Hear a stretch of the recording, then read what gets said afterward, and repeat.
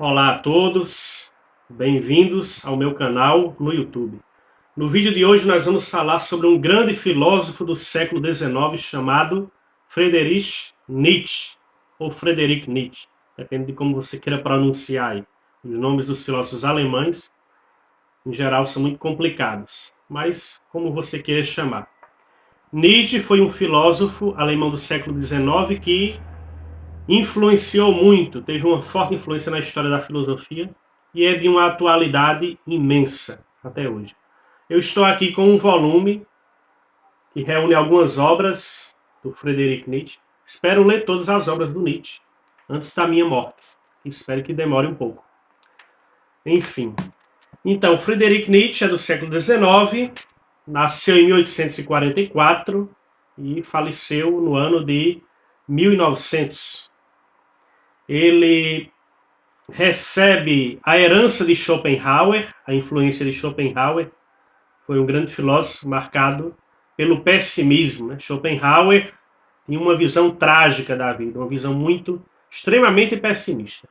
Se aconselha, inclusive, de que quem sofre de depressão, de alguma outra enfermidade psíquica relacionada com a psicologia, que não leia Schopenhauer, porque é de um pessimismo impressionante. Ele vive ali no período do nazismo, da Segunda Guerra Mundial, e é marcado assim por uma desilusão muito forte com a humanidade. Muito bem. Nietzsche recebe a influência de Schopenhauer nesse sentido. Só que Nietzsche não é tão pessimista quanto Schopenhauer.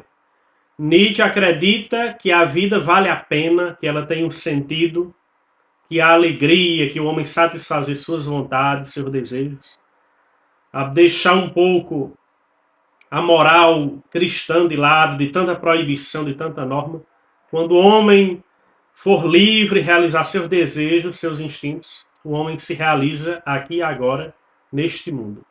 Nietzsche via a realidade marcada por duas dimensões, que ele chamava de realidade apolínea e realidade dionisíaca. O que é isso? O que de acha isso? Apolínea, a realidade na sua dimensão apolínea, vem do deus grego Apolo. O deus grego Apolo é o deus da razão, do equilíbrio, da harmonia, da arte. E foi o que predominou durante muito tempo na história da filosofia, passando pelo cristianismo até a idade contemporânea, até o fim da idade moderna e início da idade contemporânea. Então, o Nietzsche ele faz toda uma crítica da cultura ocidental, judaico-cristã. Ele critica toda a nossa cultura ocidental. Ele é um grande crítico. Então, a outra dimensão da realidade é a dimensão dionisíaca, que vem do deus Dionísio, que é o deus do prazer, da alegria, o deus das bebedeiras, o deus da vida, o deus dos prazeres, o deus da energia sexual. Então, o que é que Nietzsche analisa? Ele faz uma crítica a Sócrates, a Platão, a filosofia cristã, a filosofia moderna, e que predominou durante muito tempo essa coisa da razão, do equilíbrio, da harmonia. E ele diz que o homem não é só isso, não é só racionalidade, o homem é vontade. Ele herda isso de Schopenhauer também. O homem ele é vontade, é instinto. E o homem deve realizar suas vontades neste mundo, deve ser livre. O homem não deve estar preso a dogmas, a normas morais, a critérios que dizem isso é certo, aquilo é errado. Por isso que o Nietzsche é um grande inimigo da moral judaico-cristã.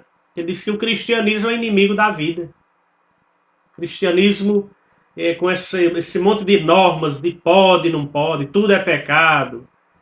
Não é? Ele criou uma moral de escravos, de pessoas resignadas, piedosas, que deixam de viver as alegrias neste mundo, de desfrutar deste mundo, das maravilhas deste mundo, para viverem aí com esse ideal de tudo é proibido, tudo é pecado.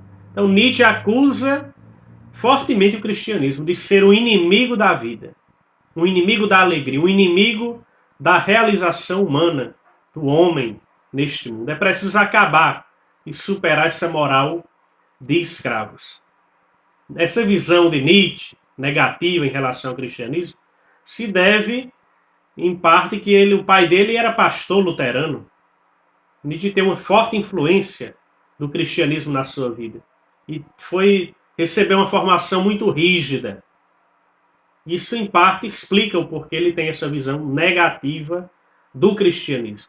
E não podemos negar que a crítica de Nietzsche é acertada até certo ponto, porque o cristianismo, como se apresentou historicamente, muitas vezes se colocou como inimigo da vida, inimigo da alegria. Na Idade Média se dizia que o monge não pode sorrir, que a alegria é algo diabólico. A alegria atrai as tentações. Se atribui a alegria ao demônio. Então, Nietzsche acerta em muito nessa colocação. O cristianismo muitas vezes é apresentado, era no tempo dele e até hoje, muitas vezes como inimigo da vida, inimigo da alegria, inimigo dos prazeres, inimigo do gozo. E aí gera o quê? Uma multidão de gente amargurada, ressentida, que fica aí com medo do inferno e deixa de desfrutar a beleza que é a vida. Preocupado com padrões, com normas morais. Então Nietzsche, inclusive, vai dizer que não existe uma moral absoluta. Não existe o bem e o mal. Ele escreveu um livro, né, A Genealogia da Moral, onde ele analisa a história da moral e vai detectar que o que é verdadeiro numa sociedade, em outra já não é. Então essa coisa do bem e do mal absolutos não existem. Como diz Sócrates, afirmava que existiam verdades morais absolutas e universais. Nietzsche vai criticar ferrenhamente os Sócrates. Vai criticar, repito mais uma vez, a moral judaico-cristã e vai sustentar esses valores morais absolutos. Então não existe uma moral ou verdades morais absolutas. Tudo é relativo. O que vai criticar fortemente Platão também, porque Platão vai falar do mundo invisível, né? O mundo visível e o mundo invisível. Nietzsche vai dizer, não existe esse mundo invisível. O que existe é o mundo do aqui e agora que a gente vive. Ele usa a expressão que caiu até no Enem, amor fati, do latim, que quer dizer amor ao destino. Devemos aceitar o nosso destino, a nossa realidade concreta, e procurar dar um significado a essa realidade concreta. Procurar dar um sentido à nossa vida. Mas nada de Deus e transcendência, isso não existe. Nietzsche é antimetafísico. Para ele não existe uma metafísica, um Deus que fundamenta a realidade. Quem dá sentido à sua vida, quem fundamenta a realidade é você mesmo no aqui e agora. Então não fique choramingando pelos cantos, porque isso deu errado em minha vida, isso deu certo. Procure dar um sentido à sua vida. É responsabilidade sua. Não atribua a Deus ou a alguma outra realidade metafísica. É você, aqui e agora, que dá sentido à sua vida. Já que não existe Deus, Nietzsche ele é nihilista, né? A doutrina do nada. Não existe fundamento metafísico, não existe Deus. Deus perdeu o significado para a vida do homem atual. Então, o que sobra? O homem e a sua realidade concreta. Então, ame o seu destino, pare de choramingar e procure dar um sentido verdadeiro à sua vida. Então é o que eu tinha para comentar em linhas gerais sobre o pensamento de Nietzsche. Espero que tenha gostado do vídeo. Compartilhe aí esse vídeo e se inscreve no nosso canal.